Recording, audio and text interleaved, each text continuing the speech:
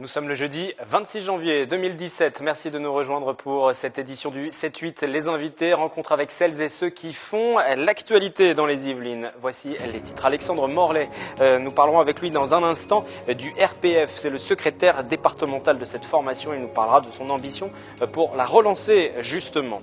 Également, tout à l'heure, vous entendrez Marie-Laure Couderc, c'est la présidente de la Société des cinémas de l'Ouest. Elle nous expliquera pourquoi elle rachète aujourd'hui, avec l'aide de l'UGC, le cinéma Le Cyrano à Versailles. Elle nous dira surtout ce qui va changer dans les prochains mois pour ses clients. Alexandre Morlet, bonsoir. Bonsoir. Vous êtes le secrétaire départemental donc, du RPF. RPF pour Rassemblement pour la France. C'est un parti de droite républicaine à sensibilité gaulliste, partenaire des Républicains et de l'UDI. La première question est simple finalement. Être gaulliste aujourd'hui, ça signifie quoi ?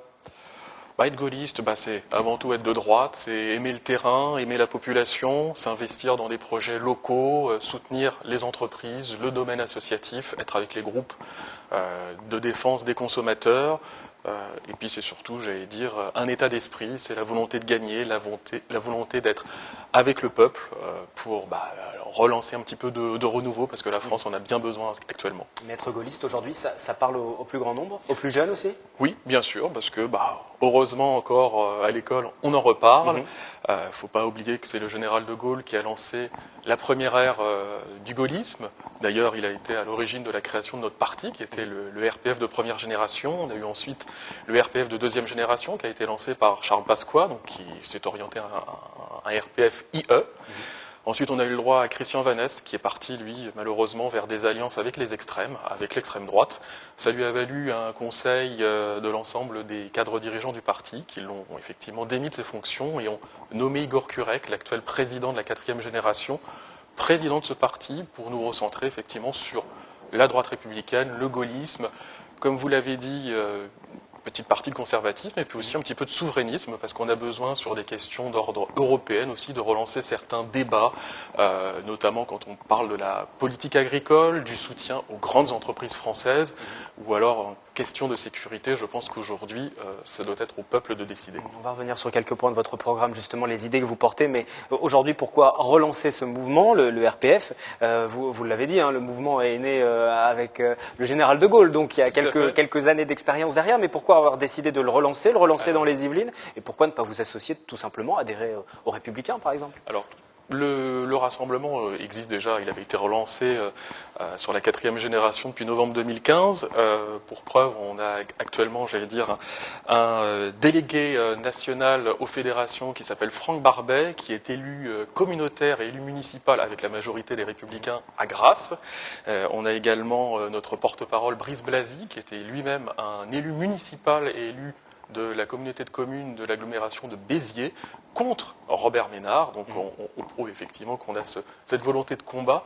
Oui, on est dans l'alliance, oui, on est aussi dans l'autonomie, parce qu'on a envie aussi de montrer aux Français une autre façon de s'exprimer, une autre façon de vivre la droite, parce qu'aujourd'hui, il y a beaucoup de gens qui s'expriment au nom du gaullisme et qui vont dans le contraire des préceptes qui ont été diffusés par le général de Gaulle, et je pense notamment à Nicolas Dupont-Aignan ou à d'autres personnes qui aujourd'hui côtoient les extrêmes plutôt que l'origine fondamentale de notre parti. Mais le RPF aujourd'hui apporte quoi aux Républicains ? Et je reviens à ma question, pourquoi ne pas adhérer pour vous, par exemple, dans votre parcours personnel, directement aux Républicains ? Tout simplement par choix personnel, parce qu'aujourd'hui, les Républicains ont aussi leur façon de voir les choses. On voit aussi qu'aujourd'hui, il y a beaucoup de candidats qui se présentent avec une colonie de casquettes. Il faut être maire, député, conseiller régional, conseiller général. Nous, on conçoit la politique de manière plus locale, de manière plus simple, où on va s'attacher à une fonction, on va la mener à bien avec les habitants. Et aujourd'hui, je pense qu'il faut revoir la politique sur ses fondamentaux. Il faut être avec le peuple. Il faut être à son écoute et il faut arrêter d'être dans la pédagogie pour l'expliquer ce qu'il faut faire pour réussir. Je pense qu'aujourd'hui, les politiques doivent un petit peu réexaminer le fond de leur pensée, être plus à l'écoute des concitoyens. Vous parliez du cumul des mandats aux Républicains, il y a également des cumulards, finalement. Oui, mais heureusement... Et ça ne vous empêche pas de soutenir néanmoins le candidat des Républicains pour la prochaine présidentielle ? François Fillon n'est que sur la partie député, donc on va dire qu'il se consacre à un mandat précis, donc c'est quand même déjà... non, pour lui, oui, mais pour son parti, dans son parti... Alors, Nous, aujourd'hui, le RPF, on est dans l'association, le partenariat avec les Républicains. Pas systématiquement, puisqu'on mène aussi notre propre politique dans notre coin, au niveau local.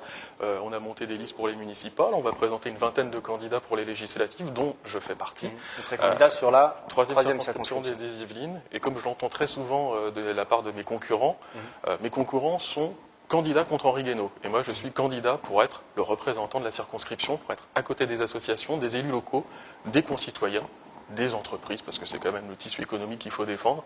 Et qu'aujourd'hui, j'ai l'impression que les gens sont plus dans des batailles d'étiquettes, dans de la volonté de se mettre en avant. On doit avoir une obligation de résultat aujourd'hui. Je pense qu'un député, c'est comme dans une entreprise, il doit être rémunéré à hauteur de la tenue de ses engagements et par rapport à des résultats concrets qui doivent se mesurer à la fois sur le terrain en accompagnant les élus locaux et les associations, et puis au niveau national, pour prouver effectivement que la profession de foi qu'on engage, elle sera tenue, et c'est pas juste un discours électoraliste pour gagner des voix. En 2 mots, Philippe Briot, qui souhaite se présenter sous l'étiquette des Républicains, puisqu'Henri Guénaud ne sera visiblement pas investi par son parti, après ses propos contre François Fillon. Philippe Briot, maire du Chênay, qui se présente pour être député, vous serez face à lui? Je serai face à lui, je l'ai bien connu puisqu'on a travaillé ensemble à l'époque à l'UMP. J'allais dire, il défend une certaine opinion, effectivement. C'est quelqu'un qui a beaucoup aujourd'hui de mandats en termes de représentation. Il est conseiller territorial, il est maire, il est délégué UMP de la 3e républicain de la 3e circonscription. Il est aussi membre de syndicats intercommunaux de la communauté du Grand Parc VGP Versailles.